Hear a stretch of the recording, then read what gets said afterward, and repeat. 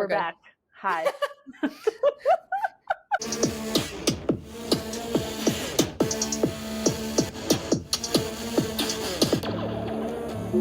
Welcome. Hi. Hi. It's a day and a week, that's for sure. Girl, I know. I've been ranting to you just as you've been ranting to me this past week about grievances. Grievances aired, yes. What's So, the Seinfeld? Festivus. Yeah, you might as well have thought that it was Festivus up in this bitch. Like, you I really... fully intend to celebrate it. It's the 23rd of December, right?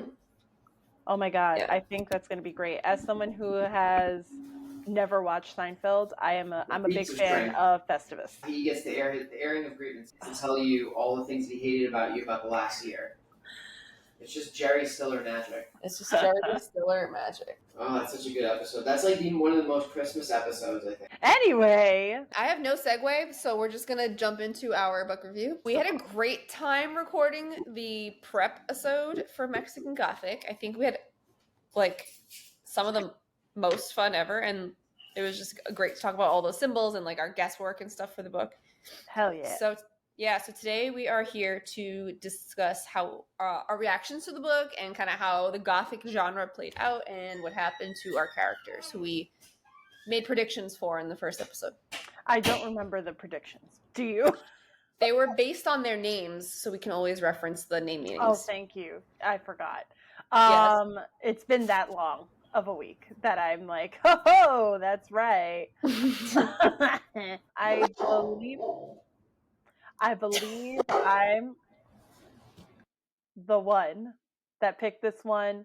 Again, Book Talk was like, oh my God, and ranting and raving about it. So I said, why not? I love ranting and raving. It was great. But do you think that it was true to its title? Do you think it was true to its title, its genre? I know Wolfie has feelings. I kept hearing him. Yeah, I'm over here muting his stank mouth. I do. I think Sylvia entitled it Mexican Gothic to be a Gothic genre, like horror story that takes place in Mexico. And I think we kind of talked about this last time too, but the colonialism is horrifying. And these are like, I mean, period. Like, that is the terror underlying like a horror movie happened in real life. So I think the idea of taking like a creepy Victorian house with a creepy family who was like exploiting indigenous people and more for their cult purposes was a cool twist on the genre. I agree. I find it very interesting that she chose Mexico, or even like any Spanish-speaking country. I think it would have been a similar translation of the story, more or less. Because I feel like with a lot of Gothic tales, they're usually in the UK. And so I also love that the Doyles are also from the UK. So it's kind of furthering like that idea of Gothic novels being set here. And then she's like, yeah, but they moved here. So you know what? We're going to make it about Mexican culture, at least the colonial aspect of it. And so it kind of turns the whole idea of like the Gothic genre on its head in a sense, by doing it that way. And then with the ending, and we won't talk about the ending yet, but with the way that the ending plays out, it's also kind of like her, almost like a fuck you. Like, this could also be in Mexico. Like, Gothic novels aren't just for the UK, bitch. I agree. Yeah, it's not just about the Victorian creepy house or like haunted houses. It's a haunted mansion movie? Nah. Like, that shit is wholesome. Yeah, that's true. This was not wholesome. There was nothing wholesome about the Doyles.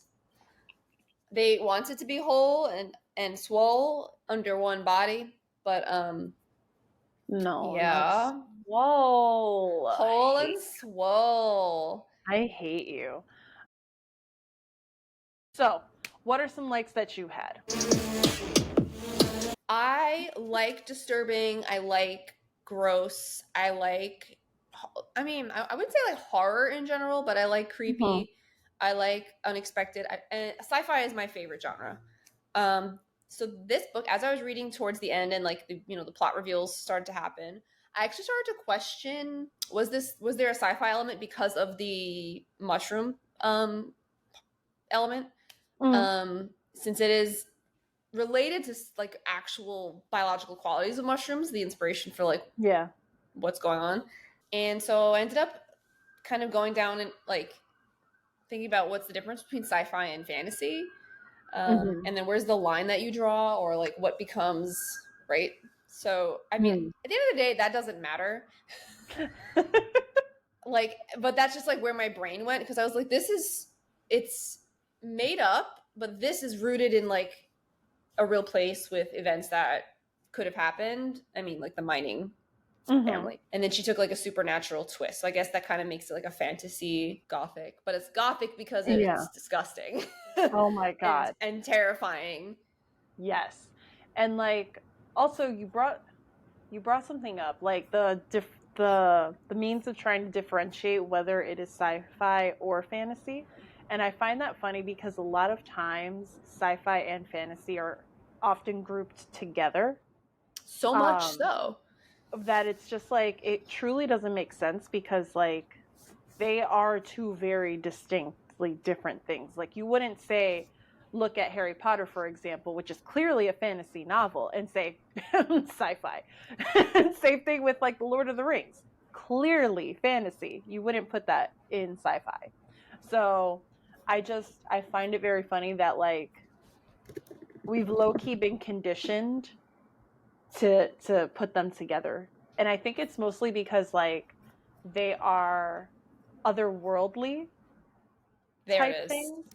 And like I think because of that they're almost outside of the norm, they kind of mesh together as a genre, even though they're very, very different.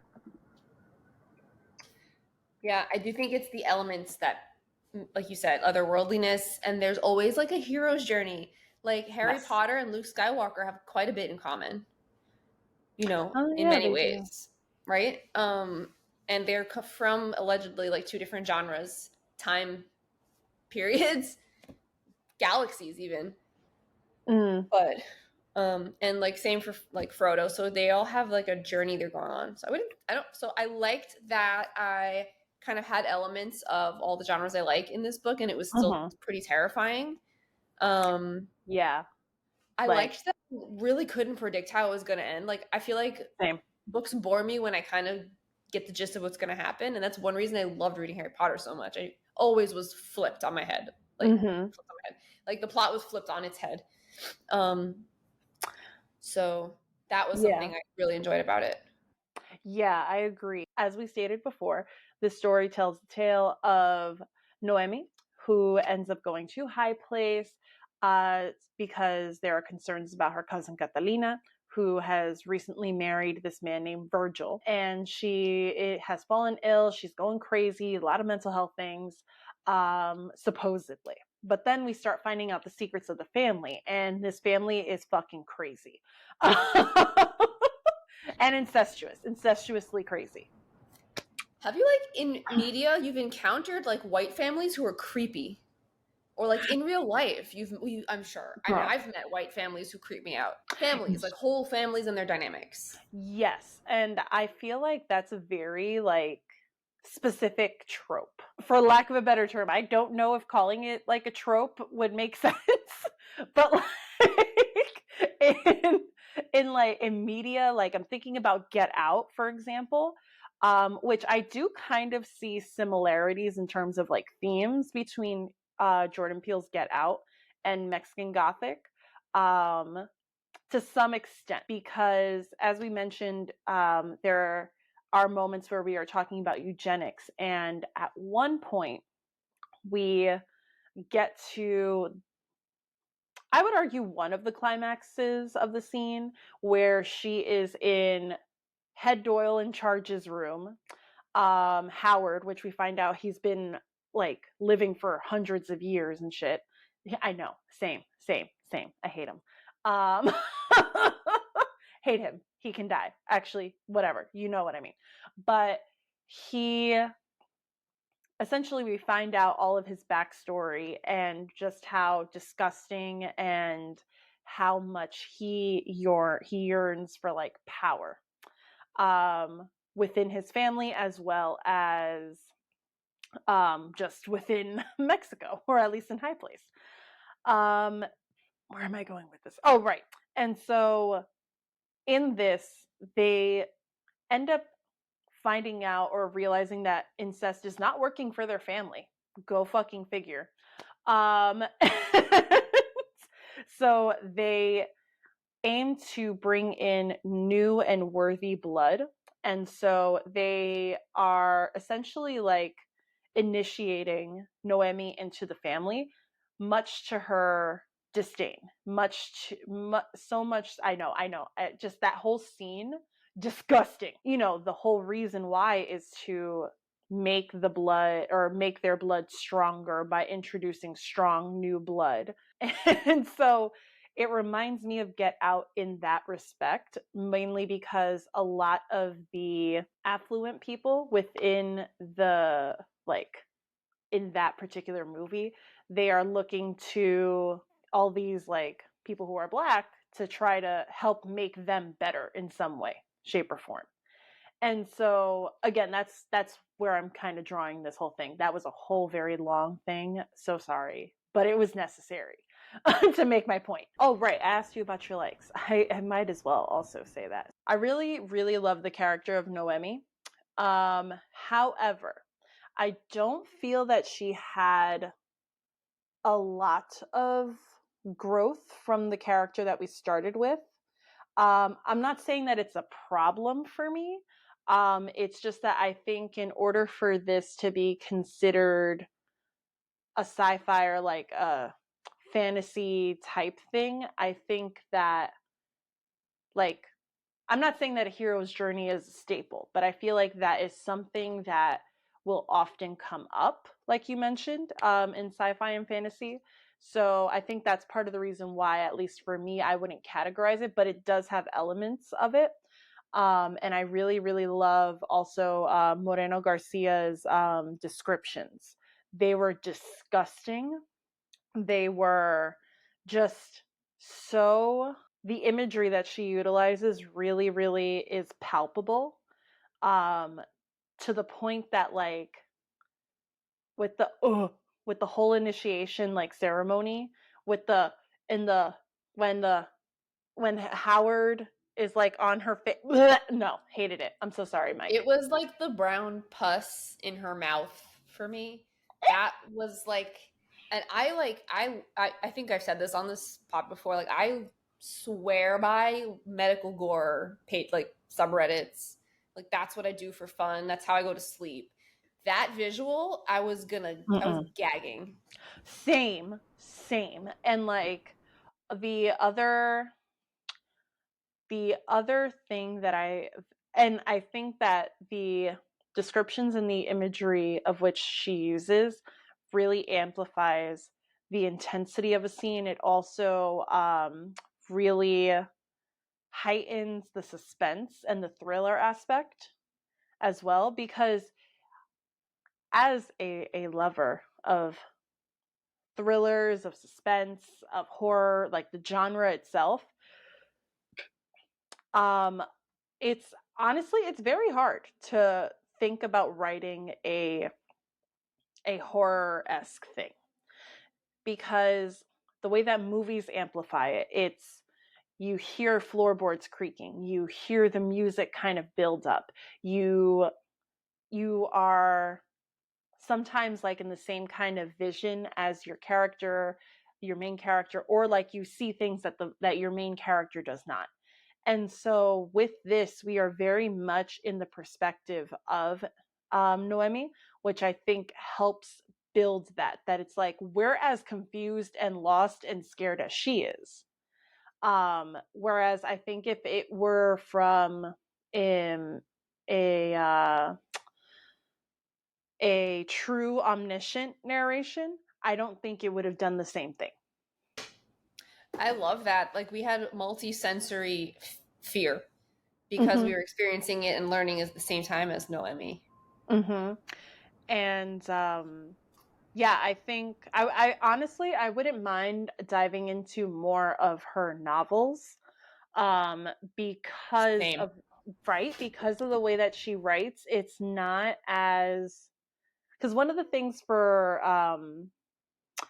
the Gothic genre itself, so like Wuthering Heights, I really tried reading it because so many people were like, "Oh my god, I love it! Oh my god, Heathcliff, whatever," and I wanted to, I really did, but the way that it's written was very inaccessible for me as a teenager.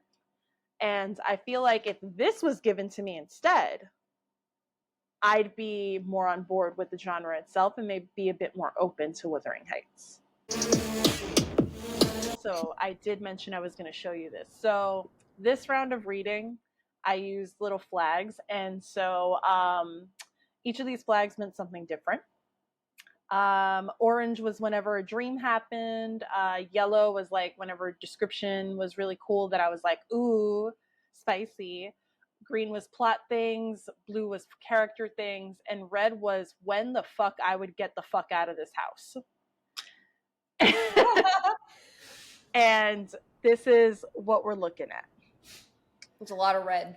So much red. I would have gotten the fuck out of that house or like the situation at page 26. Nope, that's a lie. That's a lie. I red flagged at 18. Wow. This is why I think. It says, it is very English. And then he said, yes.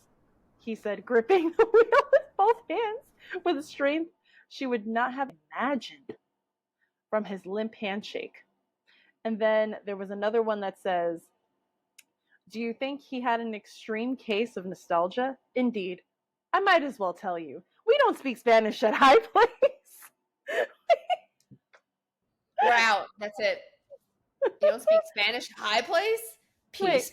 No, my great uncle doesn't know a word of it. Virgil fares poorly, and my mother wouldn't ever attempt to stitch a sentence together. Is your English any good? Red flag. Like, bye. And we like him. We like him. Oh, yes. Okay, so another like is Francis as a whole. I do like that he has known for a long time that what they're doing is wrong and that he's been trying to save Noemi for like at least 24 to 48 hours prior to this whole thing going down. I could have used a little more FaceTime with Francis, but I do think that for the purposes of the novel, because he's not necessarily main character energy, it makes sense that we don't see him that often, especially since he's helping pussy, nasty Howard vomit. I like also that Virgil got what he got, because fuck that man. I will hold off until the dislikes. I mean, we're about there. We're turning that tight corner. But yeah, I also like the incorporation of women showing the truth in this.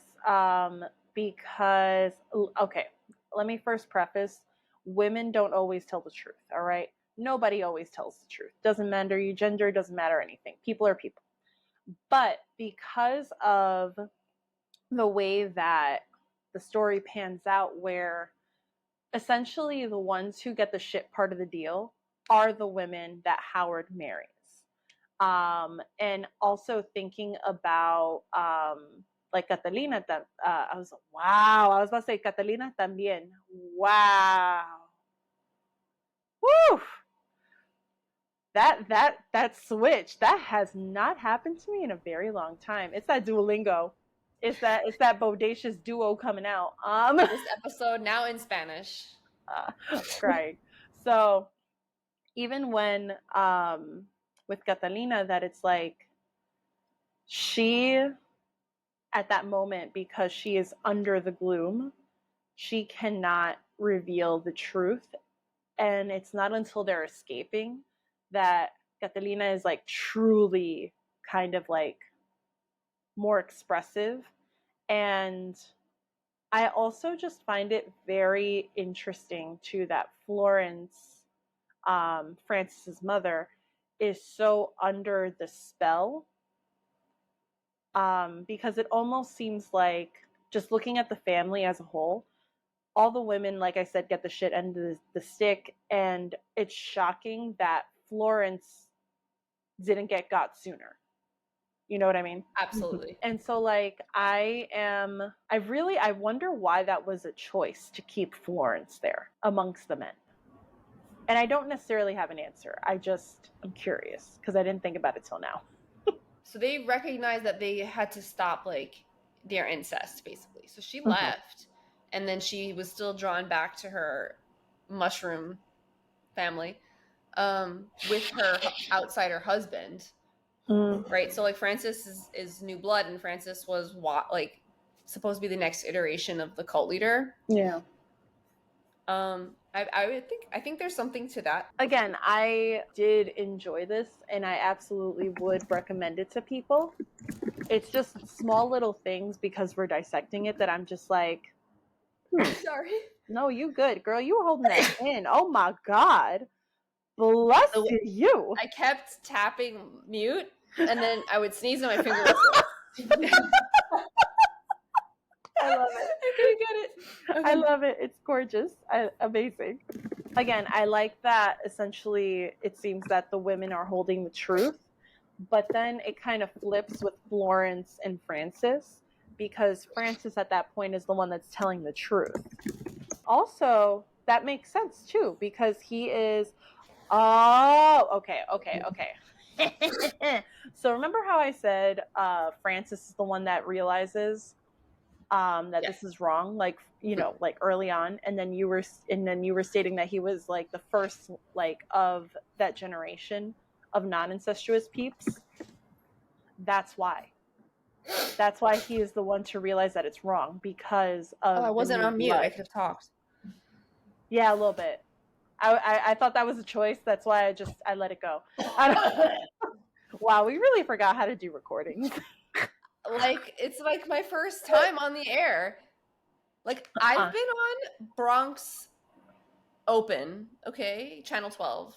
There we go. Oh my God, famous. 2007, okay? Why wasn't that listed in your About You? I don't know. It should be, especially for all y'all. Claudia, you were on 12 too, right? Were you on Channel 12? I might have been without realizing might have been. it. You definitely were. Were you? Yeah. What were you on for? After school program. Were they interviewing you? No, I was like, I have a golden shoe. We were talking about like a play that we were doing. Oh, he was like the zombie kid. I like turtles. No, I was, yeah. Before there were turtles, I liked my golden shoe. Any other likes for you? Not that I can recall. Excellent. Was on it also, but for separate reasons. I mean, like, I overall liked it. And like you said, I would definitely read more of her books. Yeah, because I don't know. I think because of the horror and the supernatural factor, I was like, let's fucking go. But anyway, talk to me about your dislikes, girl. So I think part of the reason I enjoyed the whole book was because I felt very emotionally strong about some of the things I hated in the story. Yes. So that's not to say I disliked any part of the plot or like the reveal. I mean, like, I couldn't stand Virgil. I know you want to go off. Fuck him. I didn't like the family. I hated, and I mean, you should hate. You should go into this being like, oh, he's a eugenicist. This man sucks. But then, like, seeing how he took eugenics to like a web of mushroom immortality, I hated it. I love sci-fi, so that was really what was giving me sci-fi. But like, Yes, yes. it was so gross to me as like someone who also doesn't like mushrooms very much. I do. But anyway, so Virgil. So Yes. why did you hate him? His name's Virgil. Disgusting. What was the meaning of Virgil again? Like fortunate. It's also the Roman poet who wrote the Aeneid, and then in Dante's not me about to say in Dante's A Song of Ice and Fire. No.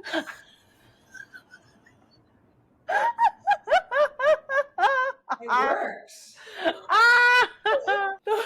Wait. Dante's story of fire and ice. Oh, it's the Divine Comedy. Yeah. You could have asked me. I have it. It's in all of my reels that I make for this channel. I put that book in there because I need to read it. I've gotten like 50 pages in. I don't know why I can't read it. It's cool. A lot of illustrations. It's a lot of illustrations. So important to everything I talk about and believe in. And it's just there haunting me. And now I'm calling it A Song of Ice and Fire. Like, come on. Dante. I have a pizza. Oh, we've already got the title down. It's a little long, but Dante's Hole and Swole Song of Fire and Ice. Yep, that's what it is. Yep, that's what it is. Wait, who was Hole? Oh, the family was Hole and Swole. Ew, I hate them so much. God, I hate them. They're so gross. I know. This title is your fault too. This whole thing is just you. Virgil was everything toxic masculinity. But Virgil, Virgil the poet guides Dante into hell, into the Inferno, in the Inferno part of the Divine Comedy. So he's like a guide, like a moral guide, and I thought that was ironic. Oh, because he has none? Correct. Oh, okay, making sure. He has yeah, the family is a cult. They have their own set of ethics, and they have their god leader, mushroom bound. The Mushroom Man. The Mushroom Man. The Mushroom Man. Do you know the Mushroom Man? I do. His name is Howard Doyle. Oh my god. But, okay. Flourishing. Sorry. That's what Virgil and Florence both mean. They both mean flourishing. So with Virgil, he is a fucking sociopath. Like, to the fucking T. Even down to, like, the like, charming factor that sociopaths possess. Hold on. Hey, babe. Sorry. It's because the headphones, I didn't hear shit. I just heard something fall. So I'm like, oh my god. Out here thinking I'm at high place. Crazy. So, okay. Train of thought. Yes, he is the pure definition of a sociopath, down to being charming as hell when you first meet him. And, like, just I hated every scene where it's him and Noemi together. Even down to the dream. Worst. The fucking worst. Like, John Ralphio was not talking about his sister, Mona Lisa. He was talking about Virgil when he said, "The worst." I just like, he was just disgusting in the way that, like, in the end, oh my god, when they're in the crypt and Francis is trying to help, is trying to escape with Noemi and Catalina, and this disgusting man, Virgil, is like, Francis, we can share them. Like, they're both great. Like, hated that. Hated every second. And in the dream, when they're together, okay. I won't lie. The details of it were hot. Definitely. I would be lying and you know what, that I also hated it because of the fact that it's from Noemi's perspective. I also felt turned on and repulsed at the same time. Yeah. And it was such a unique feeling. It was, because I was just like, ooh, spicy. And I was like, stop, it's Virgil, that's disgusting. And then just for him to be like manipulating dreams in through the gloom, which is invading her body, like, that's literally what he was also physically trying to do. It was just so gross. Oh my God. And then the fact that he keeps bringing it up too, I think he brought it up on like 2 separate occasions, or like, Yeah. no, at first he was teasing about it, and then he was very overt about it, that he was just like, I mean, we already did it in your dream. Like, oh, bleh. I hated him. I hated this man. Like, and okay, with Littlefinger, I love to hate Littlefinger. Like, I don't love to hate Virgil. I just straight up hate him. Mm-hmm. Because there is no positive attributes to this man. Mm-mm. There is no gray. He's just terrible. He's a dark character. And like, y'all, I welcome the darkness, but like, that was too much. Like, no. His horror, so kind of like before we were talking about, have you met that creepy white family, or like colonialism itself is terrifying. Mm-hmm. Like the idea of going on a tour in a plantation is disturbing. This family has all of those traits and they act on them, and he was literally picking, like, using principles of eugenics to pick like just the right type of brown girl to breed with, and that's like what he was thinking about, like who could I use to propagate my fungus. Oh, wow.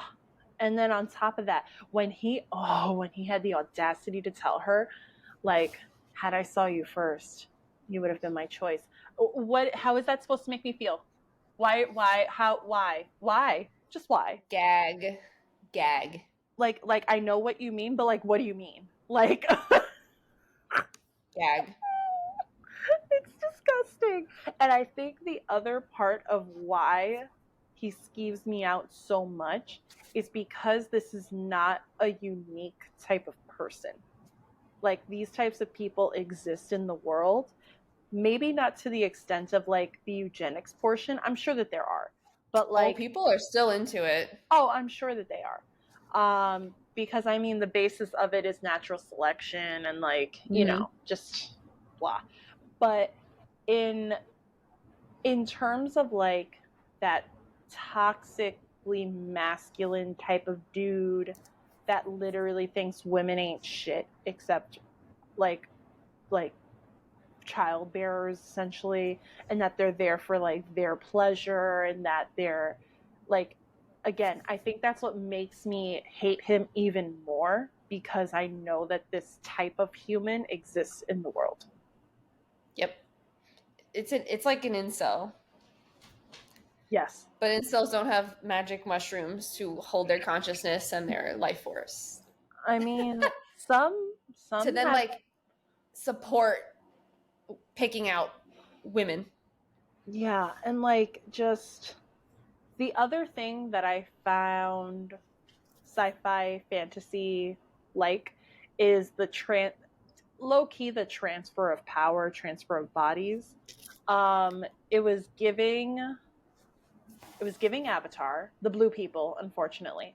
Then I don't know why. I mean, also Last Airbender. I'm just saying. This actually could bring us to just quickly revisiting one of our symbols of the month, the Ouroboros. Yeah. So it's a very suitable symbol for this family. Also, like, the symbol itself is gross. Like a serpent consuming its ass is nasty. Maybe not to everyone. I mean, I can't relate, but I if you also think about how, again, if my memory serves me right, with Howard, the way he grows immortal, besides like basically making Agnes the Gloom, there is a sense of there's a moment of cannibalism that occurs, of like, they ate the babies.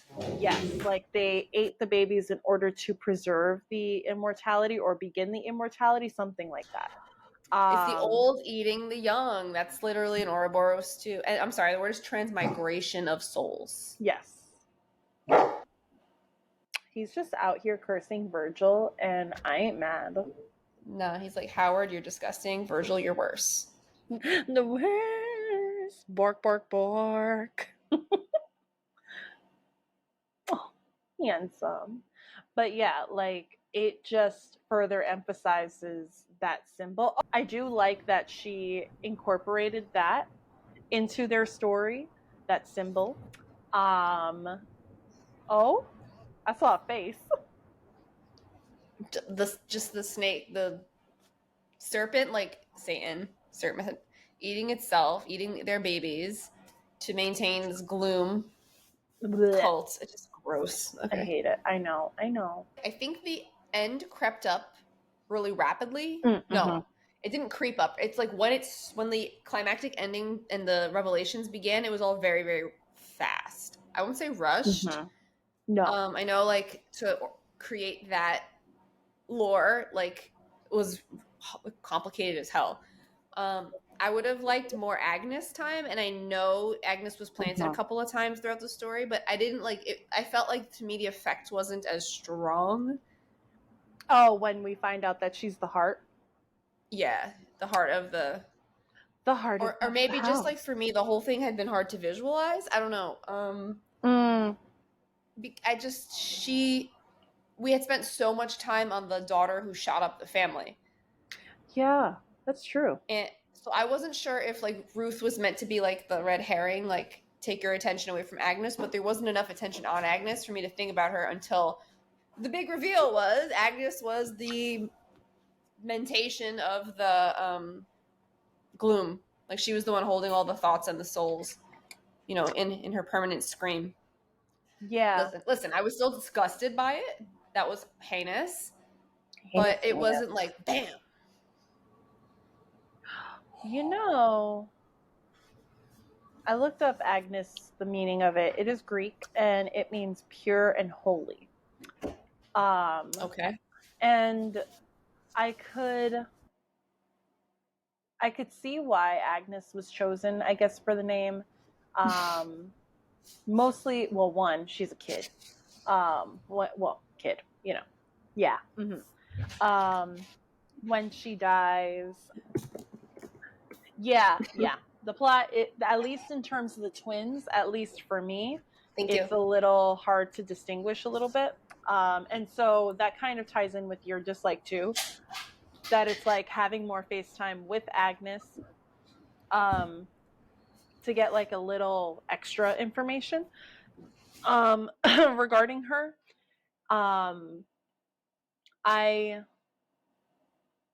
I also found it hard sometimes to distinguish whether or not Noemi was in a dream state or not, which isn't like terror. Like, it's not a bad thing because, again, if you're in her perspective, it makes sense because it builds that suspense within you too. But, you know, for someone who, let's say, isn't necessarily like they're into the story, but having that like drastic shift could be a lot to process for some people, especially if they're not ready for something like that. And it's so when you brought up the quick, like, rapid ending, I kind of agree, but I do think that it also builds that suspense. But it also reminded me of Stephen King, because with the Stephen King, specifically with The Shining, that was my main critique. I like The Shining was so well done. I honestly think that you would enjoy it. But like that ending was so rushed to the point that it was just like, it felt more like I just want to get it over and done with. Like, I've been on the story for too damn long. Versus with Moreno-Garcia, it does feel like it's more thought out with that rapid ending. Like, it's a rapid ending with a purpose. Yeah. Going back to like what you said about style. So part of the confusion with the dreams or reality was giving us the horror part of the genre. Yes. Because like, what is going on? Like, we're just as lost as her. And then that rapid escape, I think I felt like I wanted to spend more time in the end. But I think, again, it was a choice, a well thought out choice. to make it like we need to GTFO ASAP. I don't need to solve this any further than what I've got so far. And then they stumble upon Alice or Agnes, whoever is the. Now I don't just flat out don't remember. Well, it is Agnes. It's Agnes. It is Agnes. Who's the heart. This is totally why I was so confused. Who was this? Like who was there? And then they had to destroy her. Yeah, and like, hold on. There was another dislike. I'm coming. There was something that you mentioned earlier about, I think it was something with Francis and Virgil, and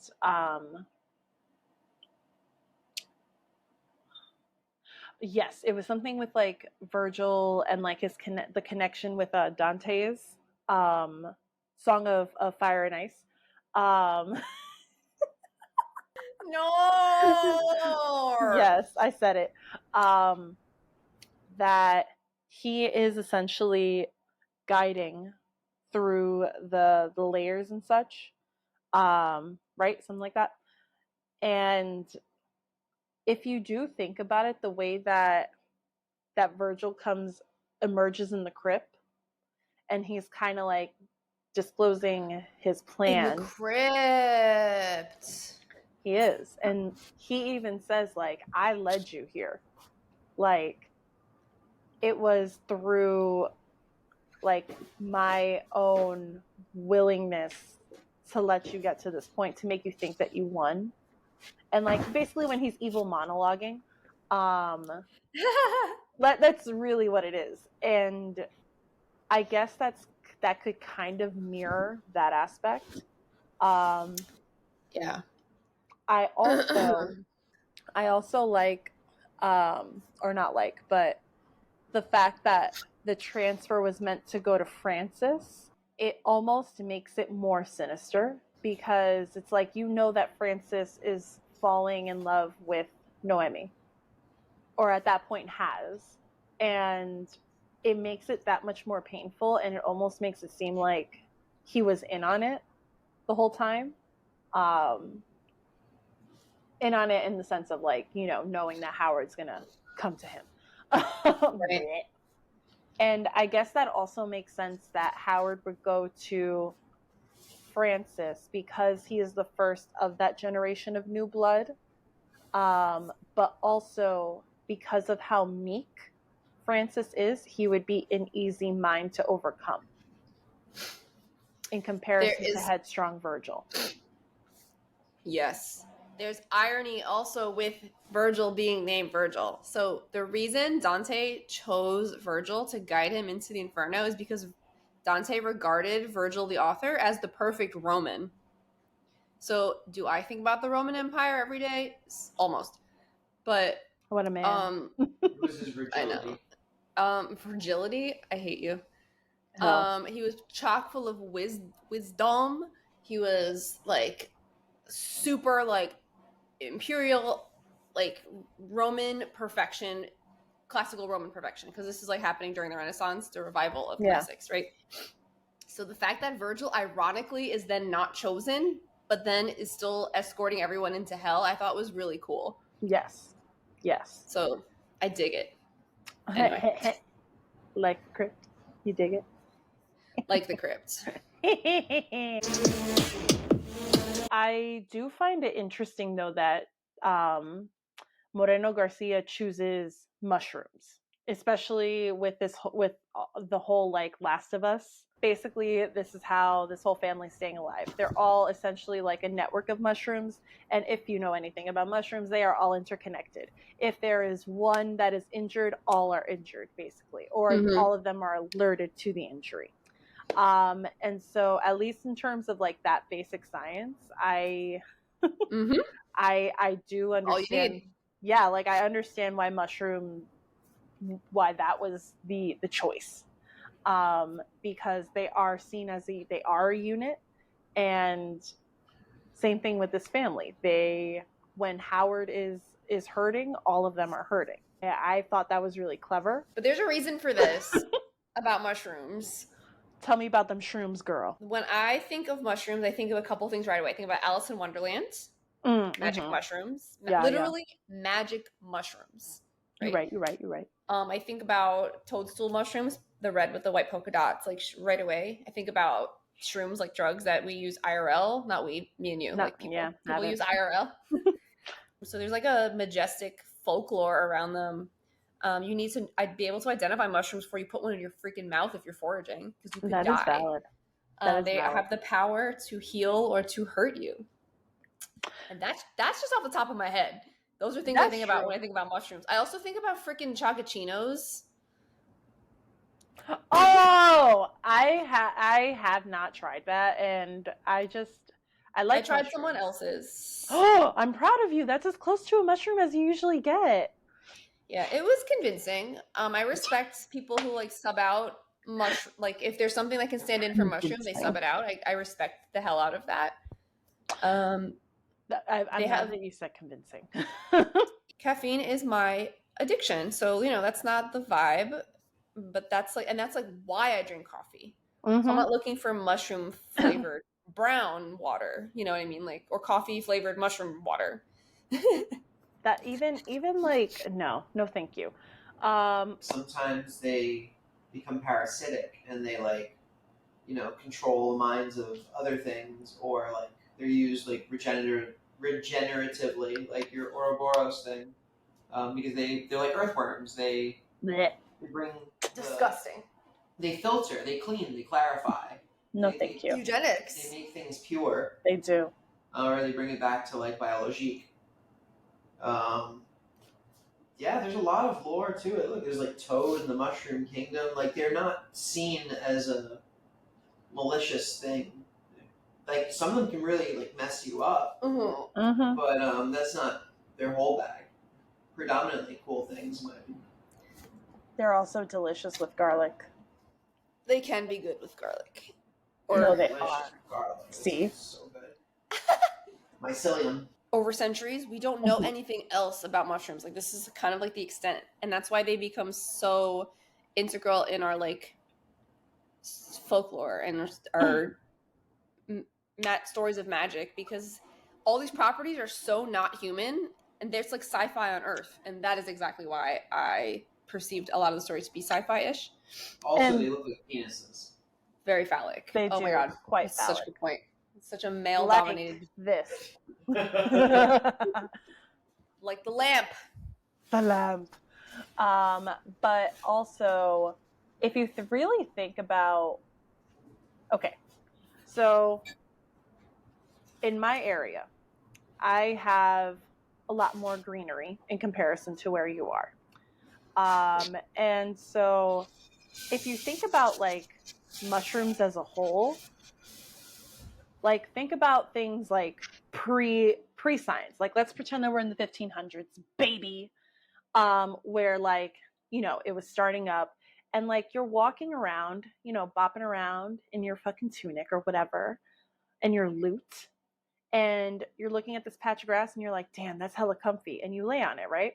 Next day, you pass by that same patch of grass, you look over and you're like, the fuck? That little phallic white thing wasn't there before, because the mushroom just pops up. And so not having that, I promise I have a point, not having like that scientific like reasoning of like, oh, the soil is wet, they really thrive in like damp and dark places. You would think that it's magic that made them pop up.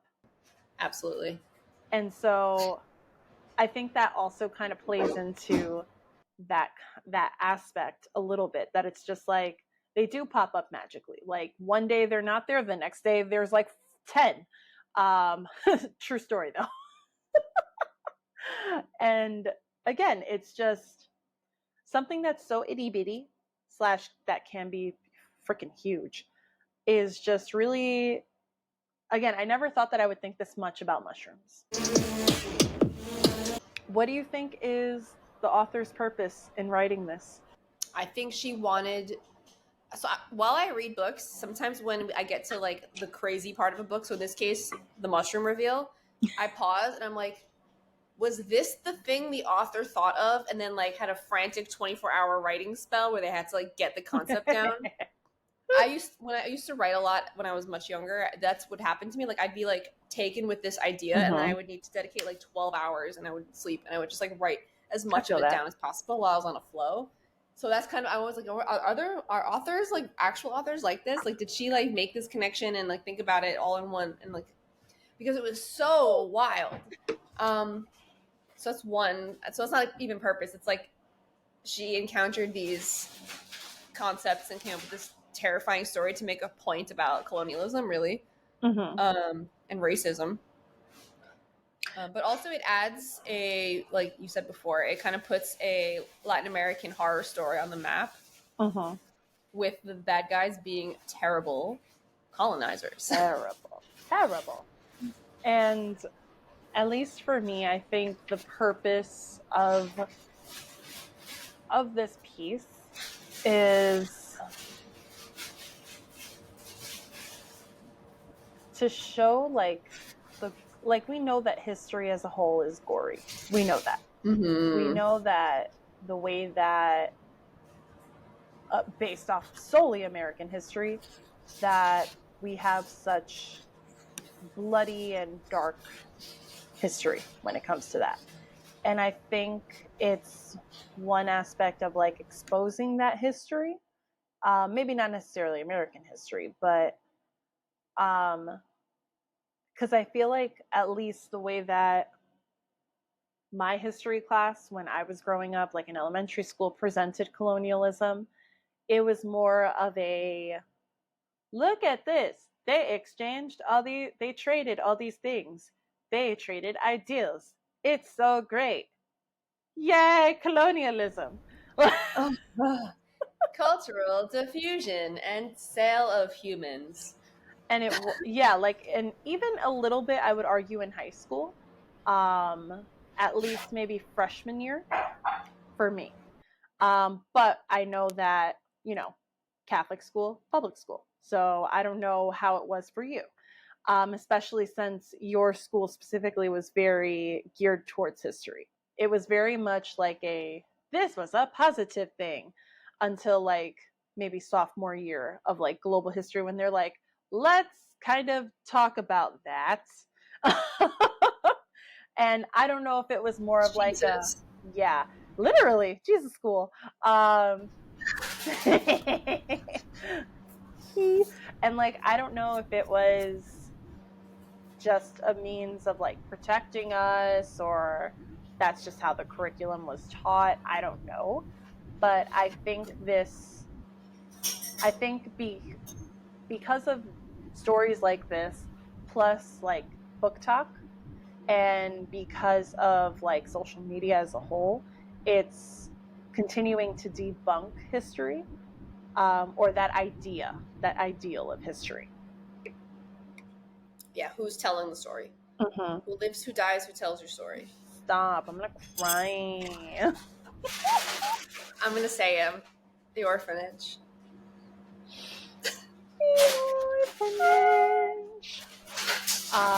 But yeah, I think part of her purpose was to do that, to expose and debunk that aspect of history. But I think it was also to show a strong, curious, and imperfect woman too, just trying to help her cousin. And yes, she was also motivated outside of that, but I think that also makes her more human in that sense too. So I don't know. I just,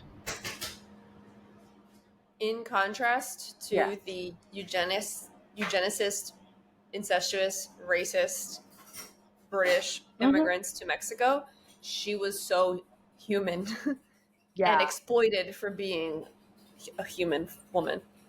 Yeah, specifically a human woman.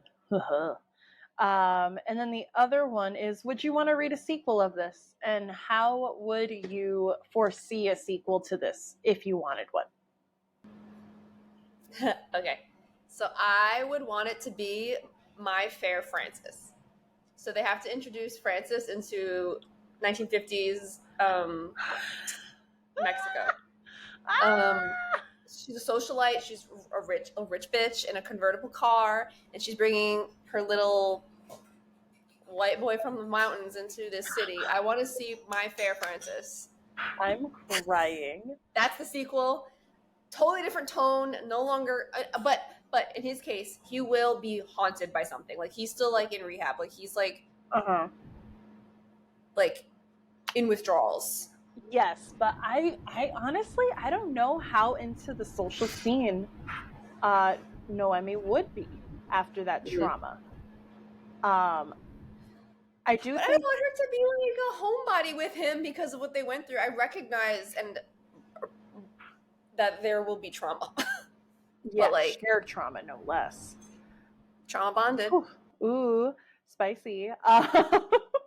But also I see I okay. All right. It might be excessive, but because I hate him so much, I do think that he would be a great villain in a sequel. Virgil? Yeah. Like, what if he low-key lives? Like a spore survives. Yeah. Yeah, that's creepy as hell. And like, or even more so, or even then, like, what it, like, I don't think he would, but like, I think it would also be interesting to explore the idea of like Francis develop, like, or even Catalina. I think that would be cooler.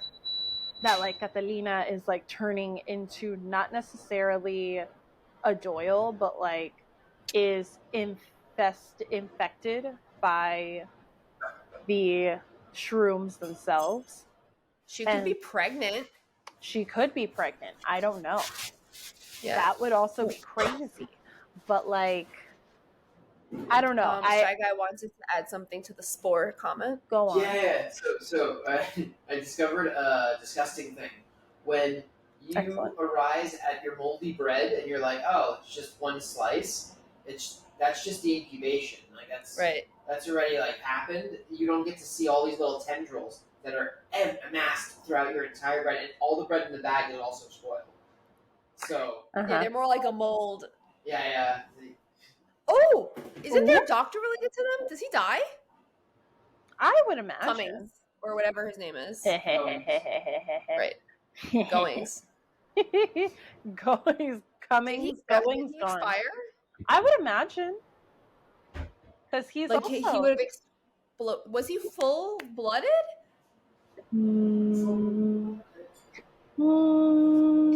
That's also sequel. I don't know if I would absolutely need a sequel. And if I did, I would love to read My Fair Frances, but I would also want another horror adjacent story. I mean, it could be My Fair Frances with a twist. So, like, maybe they end up having a child, and that child comes out, and the spores are alive. Because he is a half that. He's the half spore prince. He's the half spore prince, and that is the name of the sequel. Although I also like My Fair Frances. So it's My Fair Frances, yes. the half spore prince. Yes. There you go. 100%. So then, that brings us to the news that we have overheard. This is becoming a Hulu show, y'all. And I'm there. I'm the girl. We watching it. Simultaneously Netflix at the same party time. That. Well, Hulu. You know what I mean? Awkward. Zoom party, whatever, or Awkward. In-person party, because maybe. Whatever. I mean, togetherness. could be. All of it. All of it. Yeah. Together. So in terms of like casting, all right.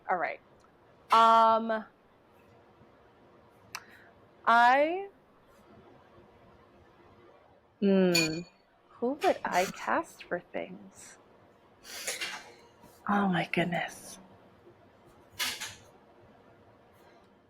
I don't know who would be top notch enough to be Noemi. Yeah.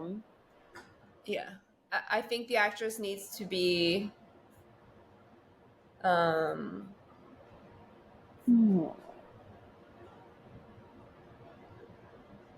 because she also like okay.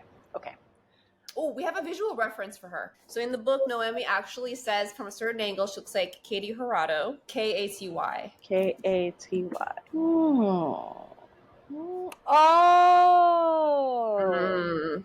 her. Those brows though, but also like Oh, who was she married to? so two other famous people. So I was reading her wiki bio, and do you know who she reminded me a lot of? Evelyn Hugo. Anyway, Girl, we have a have fun. type. Have fun with that. Girl, we I have know a we do. type. It's true. My God, do we have Like, a type? some of these old photos of this woman, it just is like Morticia. Yes. Right? Okay. My girl Francia, I don't know if I would want her as Noemi. I think I would prefer her for Evelyn Hugo still. Who?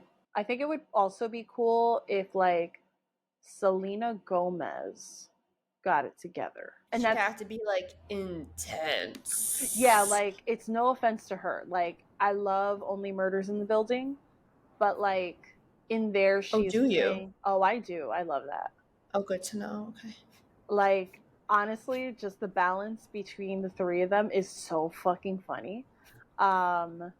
And I'm on the new season and I'm waiting for my two friends to get it together so that we could watch it. She's hard. She has to be captivating, and you have to live through her fear. So she's got to be a really intense pick. Playing opposite her, so the White family, the Doyles, I mean. The thing is, they all have to have a look, and we established that is a Cornish look. So I think like a natural answer would be like, oh, you want to find like Skarsgårds to play them, but like they have a Scandinavian look. So I don't know. However, I'm not gonna lie when I say I could see someone like Andrew Garfield as Francis. Yeah. I'm thinking super nerdy, super sweet, and like Peter Parker energy all the way. Big time. So, big time. But not Michael Cera. No, because he's Alan. Period. He's Alan forever now. You want Okay, a simp, you okay. don't want a cuck. Ma'am. Okay. He says okay. you want a simp, not a cuck. Correct. Also, I have someone to put into the ringer for Noemi. It's like, oh. She's an Aries. Who's she? Ava Noblezada. She just left Hadestown as the opener. Although I She's know the reason I cry every time I listen to it. Yeah.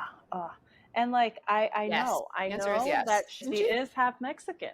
And I do think because of her background in Broadway and because being in such an intense role of Eurydice for so long, I think she could do it. She made me feel so hard. And you were sitting in the worst seat we've ever sat in. It was so uncomfortable. And we were still hysterically weeping. Not from the seat. I mean, a little, but not. That was more complaints than tears. Yeah. Yeah. She can move a crowd for sure. So that would be my current front runner, I would say, for Noemi. I'm down with that. I love that. So for Francis, I could see. Okay, we could also hear me out. Maybe throw in a Tom Felton for Virgil. For Virgil? Maybe, because he could be a dick when he wants to be. He could be. I don't think he's nearly handsome enough to play Virgil. Listen, people are in love with Felton. People think so. I'm not one of them. No, I mean, I love him for other reasons. Like he can bring that type of energy. This is also kind of why I was leaning into like Skarsgårds, because you have one of every flavor. You have like the super hot one, the super mask one, the nerdy one, and then the old one. They're all there. It's the whole Doyle family. Doyle, And they Doyle, all have Doyle. the same face. No. Not wrong. Not wrong. Trying to see. And they're like creepily white. No offense, y'all, but it's true. We're not gonna be funded. Do do do do. No, we're never ever. But yeah, so in the event we're just casting randos who don't look too alike. I changed my answer. Okay. What's his face? Cool. Joanna. Like Sweeney Todd? Yes, the one that plays Anthony in the movie in the Tim Burton version. Jamie Cal Bauer? Virgil. Like, okay, hear me out. He would be like that skinny strong man. That like he looks like a pretty boy, that he looks unassuming, but like he's charismatic as hell, right? And then out of nowhere he gonna slap you. Like, so that would be who I would throw in there for Virgil. I think it depends on who, like which energy the director wants to lean into for Virgil. If they're leaning into psychopath, like with the Kubrick stare, they need someone who can nail that. If they're looking just for like toxic mask, that's a different casting. Yeah, but I say with him you get both. So por qué no los dos? True. I think you can, and he's a good actor. Like he definitely has the psycho stare. This one has to be chiseled, and Francis has to not be chiseled. That's the difference. Yeah, like he needs to have a rounded face, like a kind face. Yeah, like I mean, even Tom Holland kind of works for Francis, but he's too cute. We keep casting him for things. That's true. And also, isn't Francis blonde, blue eyes? I mean, Ryan Gosling went platinum for Ken. You're right. Howard? I was picturing Tywin Lannister. Yes. That's it. I forget what his name is. Hold on. It also doesn't help that Charles Dance. TIL. That his family in Game of Thrones is also incestuous. Yeah, and that might have been kind of where my brain was going. Also so culty, but... Wait. This man can be Virgil. Who is it? His name is Dan Stevens. He was in Downton Abbey. I think I know who you're talking about. Yeah, he could be Virgil too. Yeah, like look at this. Look at this picture right here. He could be. But he's also like softer, like Francis soft. Like I mean, he could also be Francis. I'm on board. I like a man with brains. Francis. I think he could be Francis. That's cute. Cute. So he's giving me like the Peter Parker energy. That's why. Mm-hmm. And what, Stevens? And hope for the best. Blonde, chiseled, male actor. Owen Wilson? No. That is like literally not at all the description I just asked for. Okay, first of all, young Leo could be Francis. Like Titanic Leo.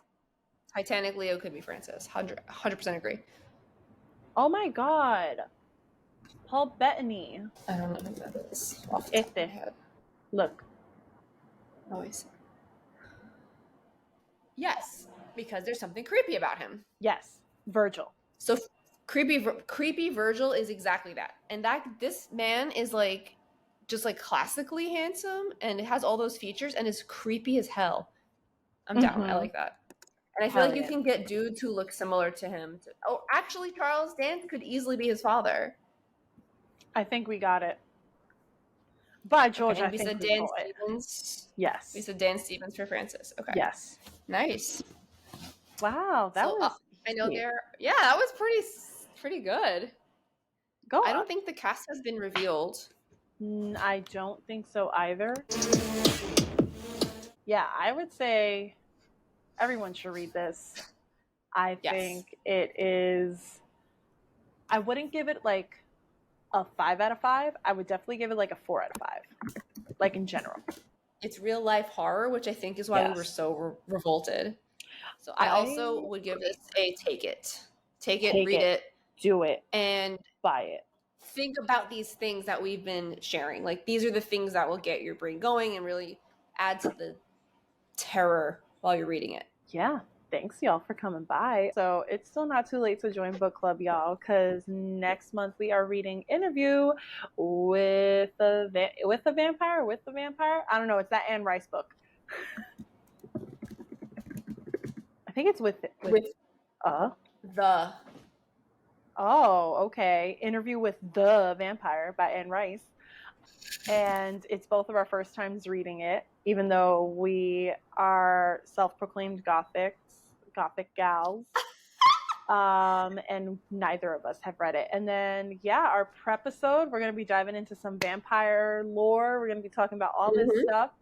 And since I keep throwing it to you to do the goodbye pod things, I will do it this time. As always, the pod notes will be available via Google Doc, although this one's going to be more of a, hey, we're ranting and raving, loving things.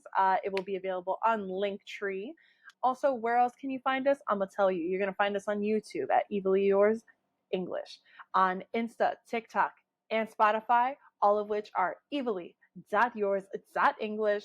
And also, y'all, we are on iHeartRadio, Apple Podcasts, and Amazon Music, and possibly other platforms. I'm still waiting to know if we're still on other platforms because Christina said that we might be, and my notes say otherwise. I haven't, no one's told me, and I'm not getting the data yet. So I actually haven't checked, but I'll check. But we might be in other places, and if we are, let us know so that we can add it to our sign off. But love it, love you. We're great. It's going to be awesome. And also spooky season. I can't wait for more spooky things. So see you when you get back. See you on our next episode for Anne Rice. Our episode H. All right, y'all. Have a good one. Bye, Cloudy. Bye.